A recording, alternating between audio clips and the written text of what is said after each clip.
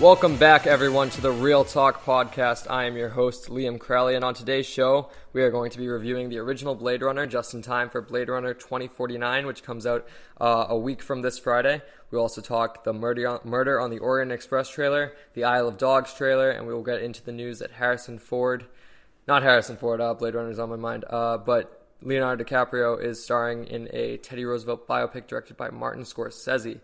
Joining me again this week is Mike Gillis. Mike, what's going on? Hey, what's up, guys? Happy to be back. And also joining me this week is Jake Leone. What's going on, Jake? Hey, everybody. What's up? Awesome. All right, so first off, we're going to get right into movie news. We're going to start with the Murder on the Orient Express trailer. Now, this is the second trailer release for the movie. The first one was just kind of introducing what the movie's all about. We just went through like a wide shot of going through, this is the Count and this is the gangster, and this one gave a little bit more of what the plot's going to be like, who's going to be trusting who, and overall I got very good vibes from the trailer. I really enjoyed it.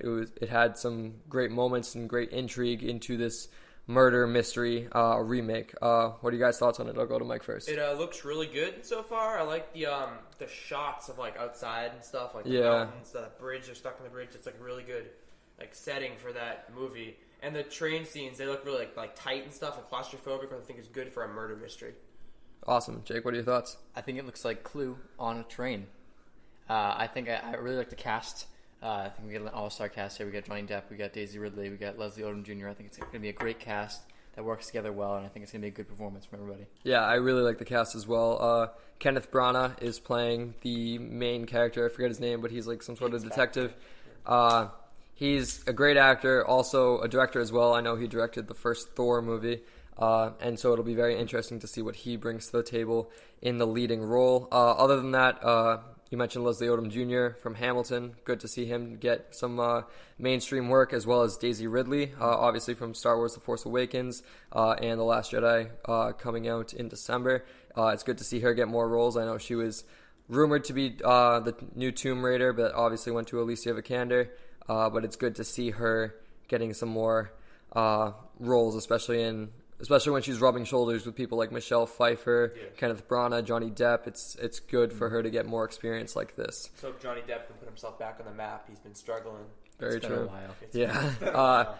Yeah. Pirates wasn't good. And then what was the one about Whitey Bulger, Black Mass? That was. I didn't see it.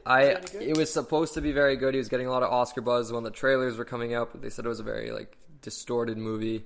Didn't flow as well as they expected it to, and yeah, so hopefully maybe this is a more breakout role for him. He is playing I don't know his character name, but I do know he is the gangster. Yeah, so that should be interesting.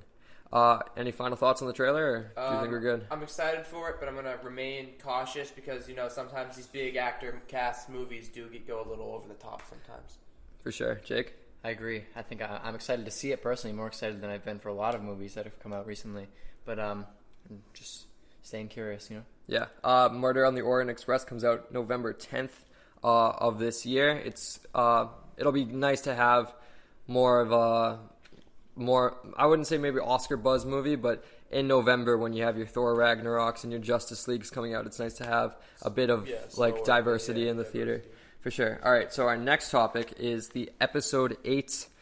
Star Wars Episode 8, The Last Jedi, has officially finished filming, editing. The movie is complete. We are just patiently waiting for the next 3 months to see Luke Skywalker back on the big screen, what's going on with Kylo Ren, Rey, Finn, Poe. It's very interesting. We've only seen, obviously, one piece of promo material for it, which was the trailer released back in, I want to say, April or May. That sounds right. And I remember Mark Hamill tweeted something about how you should tune into Monday Night Football a week from this upcoming Monday. So that makes me think that's when we're officially getting the official trailer for Episode 8. The first one was more of a teaser. So what are you guys' thoughts on Episode 8 finally finished filming? Really excited. Can't wait to see it. Star Wars is such it's a phenomenon. And it's an experience. It's become just a big viewing experience. I'm excited for it. Jake? I absolutely agree. I'm excited for it. I remember back when we first saw that Force Awakens teaser way back when. Yeah. I mean, I was pumped to see that. Yeah. I was so excited to see it. And I remember going to the theater to see The Force Awakens was amazing. And now, I'm starting to get the same feeling again, but not quite in the same way as I had before. Not quite as strong. It's not coming back out of nowhere now. It's coming back after a sequel. Yeah, that makes sense. And yeah, as you guys mentioned, just the feeling of going to the theater, it become more of an event film rather than just a movie in general. It feels like a big deal going to see these types of movies. But I do agree, I'm not losing my mind over this. Maybe that's just because they haven't released a ton of material, but I don't know. Really secretive. Yeah, what I've seen with pictures of Luke, some have gotten released, and I'm kind of apprehensive on his look. When I first saw his look in The Force Awakens, I really liked it, but he's got more of a black robe now, and I think they're trying to tease that darkness within him. But overall, I'm still very excited for this movie, and once that Episode 8 trailer officially drops, the one where we start to get maybe some plot details, that will definitely heighten my excitement. And I definitely like what you said about it being an event to see Star Wars these days. I feel like the first time you go to see it, you're not even really like seeing it. You're just absorbing in all the stuff. You have to see it 2, 3, 4 times before you really understand it, I think. Yeah. The people that go, like, I'm sure AMC is going to do this again, where they play all of the movies. Oh, yeah. That's real dedication to sit there for, like, I pick up maybe a day, maybe? Like, that's something around there.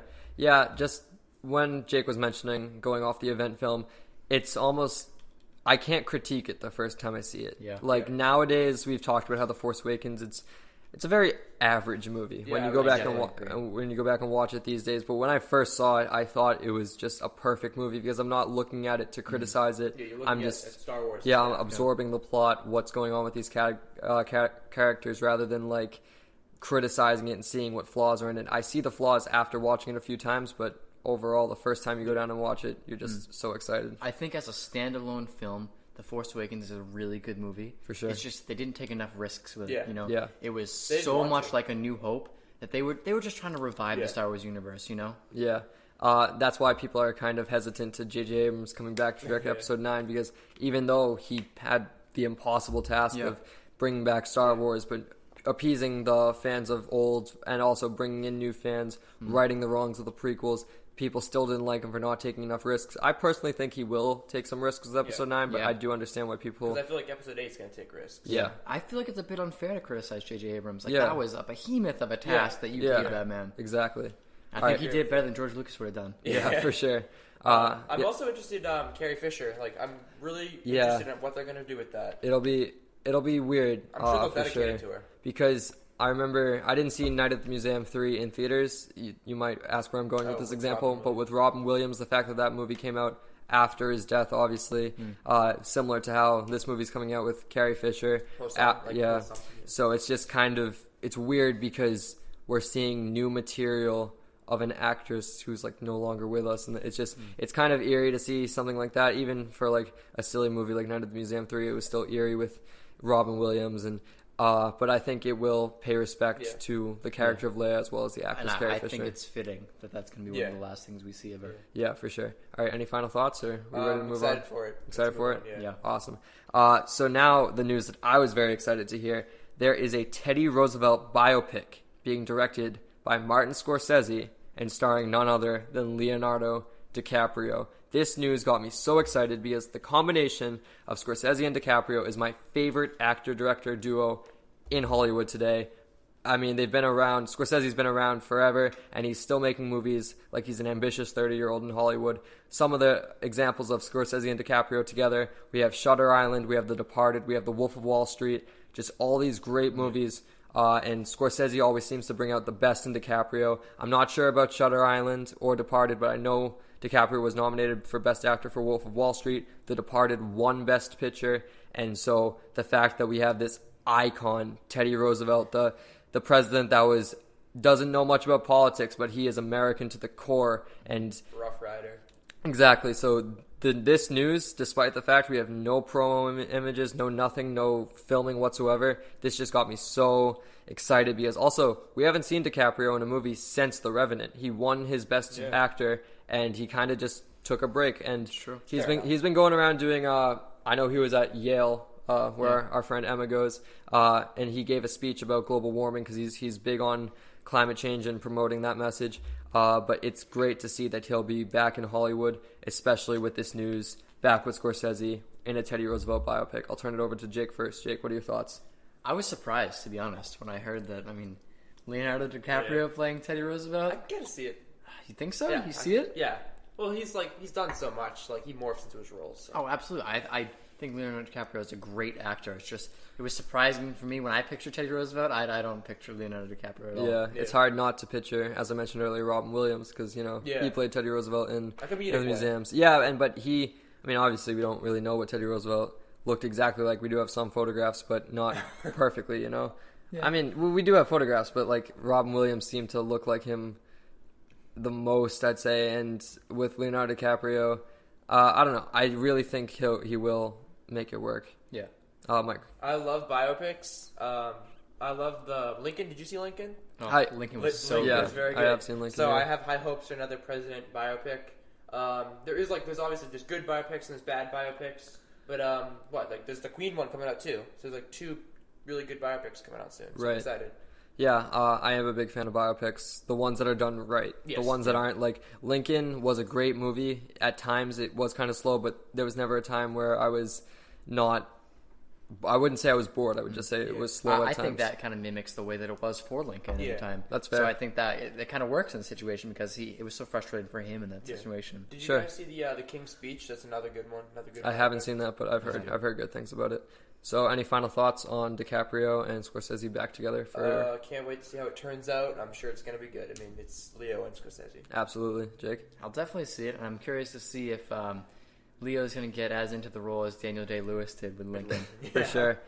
All right, our next bit of movie news is Fox is officially putting Logan Oscar press out. Now, what they do with this is they send copies of the movie to the people, like the Academy, to review and see if it meets the standards. Now, most studios don't do this until around November because that's when movies that are hitting theaters will also be considered for Oscars. Now, Fox is doing this early, and I really like this because I really liked Logan when I saw it in theaters. Yeah. I thought it was a magnificent movie, and if you take out any prior knowledge you have of X-Men, I think it works perfectly as a standalone kind of Western movie. And yeah, absolutely. Honestly, there's not many flaws with it, not many glaring flaws. And so I would just love to see it. I don't need to see it win. I just want to see it get nominated because for too long, people just generalize superhero movies as they're superhero movies so they don't have rich film within them. The Dark Knight absolutely should have been nominated for Best Picture, but it had the whole, it's about Batman, so it can't be a great film. Logan, I think, for sure is a great film. It has many parallels to other Western movies. There was one Clint Eastwood one. The name escapes me right now, but just that whole... The Good, the Bad, the Ugly? I don't think it was that one. I forget. I can call it up in a second. But just this idea of, an old, withered man being forced to still kill when he doesn't want to and being forced to be the guy that he once was that he doesn't want to. And it's a great message if you take away all the X-Men association, which this movie did effectively. Absolutely. Any thoughts, Mike? I didn't see Logan yet. I have it on Blu-ray, and I just kind of been sitting there. But I know it's great. And I think it's good to see a superhero movie out there. I mean, like, blockbusters. I know the Lord of the Rings, Return of the King did win Best Picture. So blockbusters can win Oscars for Best Picture. But I don't think it's gonna win because, like, I'm sure they always choose something that always pleads to Hollywood's agenda. But I'd be interested to see it get nominated. Yeah, Jake? I agree.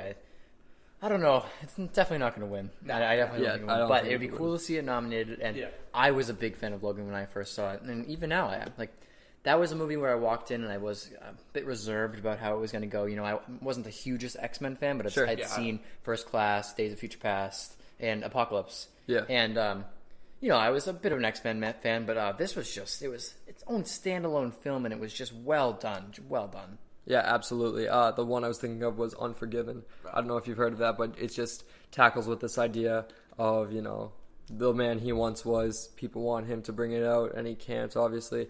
And, I do agree with your points, Jake. And also, I haven't seen it since I saw it in theaters, but it still resonates with me as, like, how good of a movie it was. I do know the press that they're putting out is to get it nominated for Best Picture. I'd be interested to see